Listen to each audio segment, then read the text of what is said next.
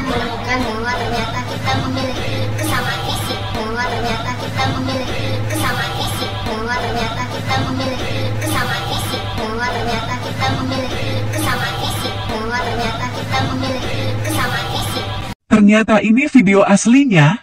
Udah tidak penasaran lagi kan?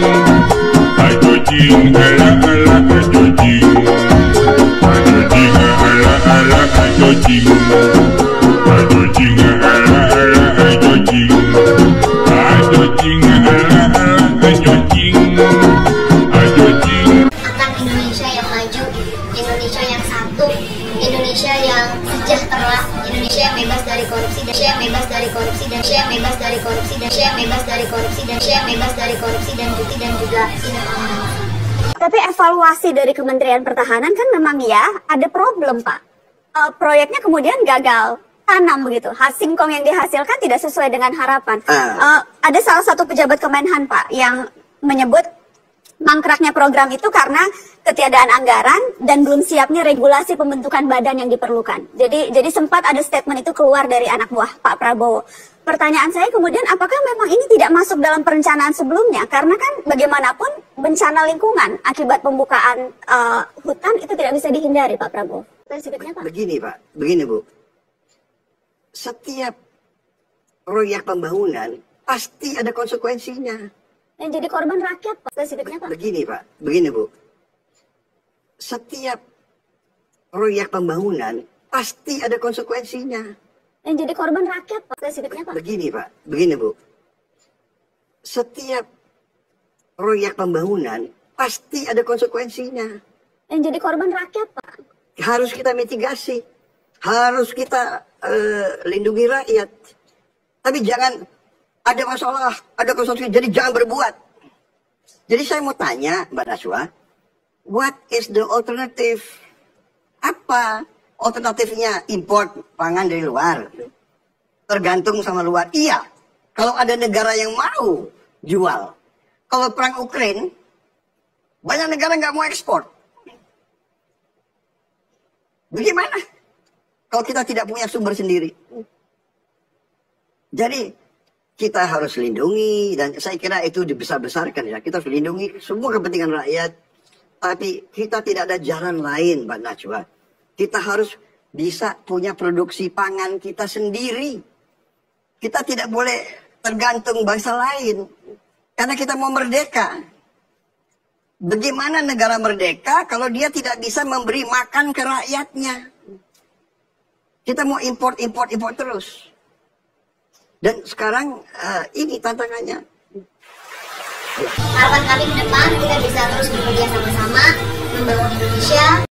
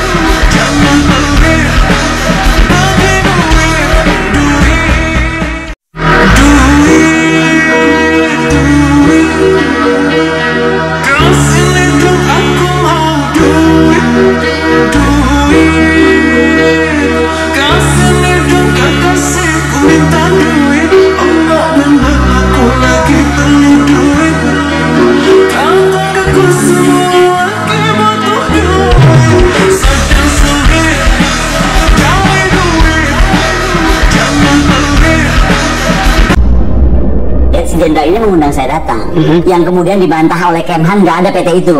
Cuma saya udah mulai aneh nih, kok gedungnya busuk banget ya gitu, kok ngurusin 1.760 triliun, rumputnya udah liar begini, kok sign S-nya dari kertas. Saya foto, beliau marah kan, kenapa foto-foto? Ya ini aja lucu kok, tandanya pakai kertas gitu. Mbak Koni jangan pernah bilang kita pernah ketemu. Kenapa saya jadi disuruh bohong? Jadi di PT baru ya? Baru banget, orang kantornya masih sepi, masih apa ya, masih bunga belum ada gitu. Kita pendekin aja ceritanya Bu, gak usah basa-basi, kita orangnya direct. Ibu Koni mau dibayar berapa atau mau dapat proyek apa dari Kemhan? Saya bilang, kamu akan saya silahkan cek deh, mungkin yang lain bisa digituin, saya nggak bisa digituin. Buat saya tuh integritas itu adalah sekarang masalah yang paling kita nggak punya.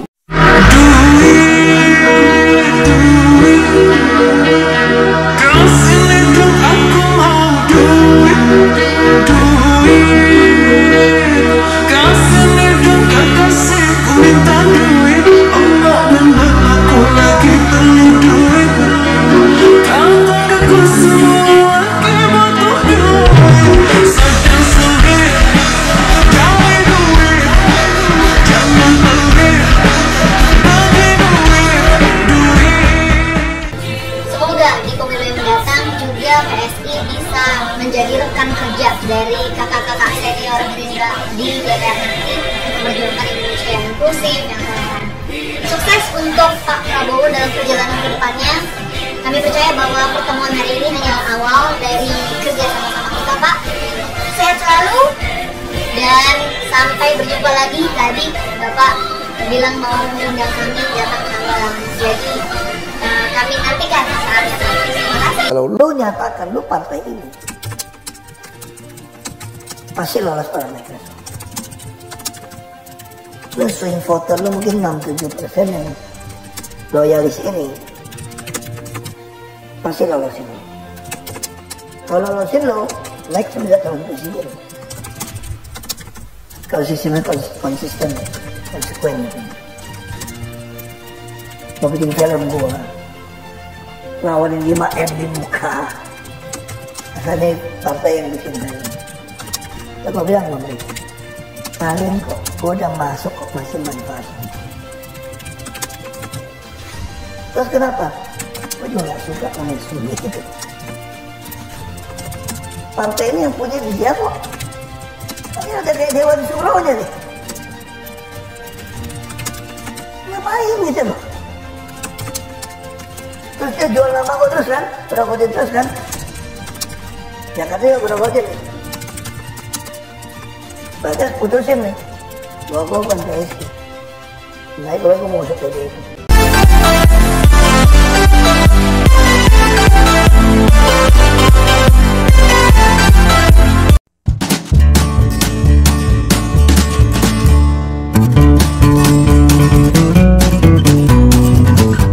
Assalamualaikum warahmatullahi wabarakatuh. Bapak Ibu hadirin pemuda-pemudi sebangsa setanah air, PSI, Partai Solidaritas Indonesia, sudah berubah menjadi Partai Sontoloyo Indonesia, sudah berubah menjadi Partai Subianto Indonesia, sudah berubah menjadi Partai Sodrun Indonesia, sudah berubah menjadi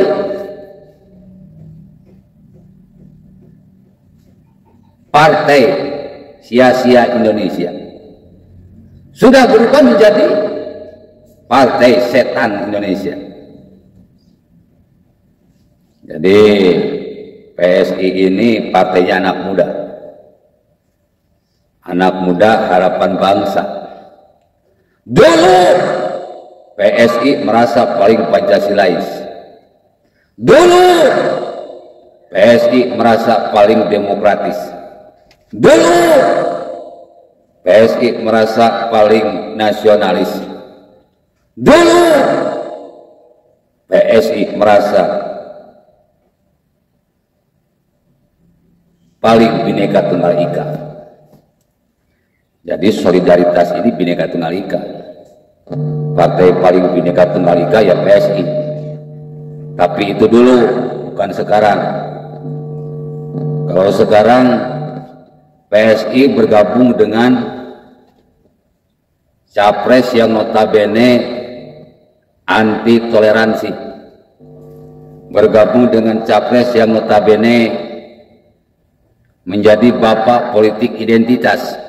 Andaikan rakyat Jakarta tidak terprovokasi oleh manusia jahat di pilkada DKI, mungkin Ahok tidak dibui dan tidak difitnah keji oleh manusia jahat yang so paling islami.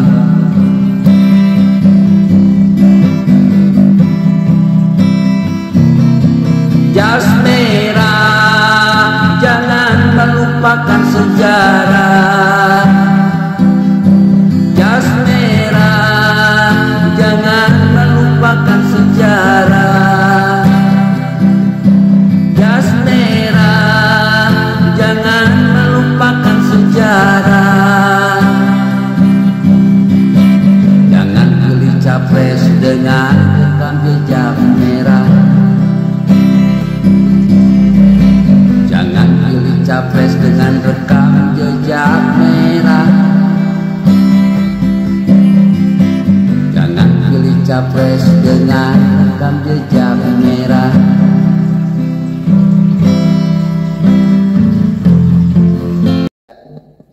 Bergabung dengan capres yang strategi politiknya bikin keributan, bikin kerusakan. Bergabung dengan capres yang punya rekam jejak hitam kelam di masa lalu, yaitu penculikan para aktivis dan mahasiswa tahun 1998. Bergabung dengan capres PSI ini bergabung dengan capres yang belum pernah memimpin sebuah wilayah. Jadi wali kota belum pernah, jadi gubernur belum pernah, jadi bupati belum pernah. Ya dia sekarang menjabat sebagai Menteri Pertahanan. Tetapi kalau kita amati, Prabowo Subianto nggak becus jadi Menhan. Apa yang membuat PSI banting setir? Apa yang membuat PSI mulai menjauh dari PDI, dari Jokowi dan Pak Ganjar? Ya seperti orang tua bilang, biasanya UUD, ujung-ujungnya duit. Itu gue bilang sama mereka, kalian kok udah masuk kok masih manfaat. Terus kenapa? Gue juga gak suka namanya studi itu. Partainya punya dia kok. Ini udah kayak Dewan Suronya nih. Kalau enggak UUD, UUJ, ujung-ujungnya jabatan. Kalau kita berbicara masalah politik yang akan jauh dari itu. Kira-kira PSI pantas disebut pengkhianat? Pantas. Kira-kira PSI pantas disebut pecundang? Jelas pantas.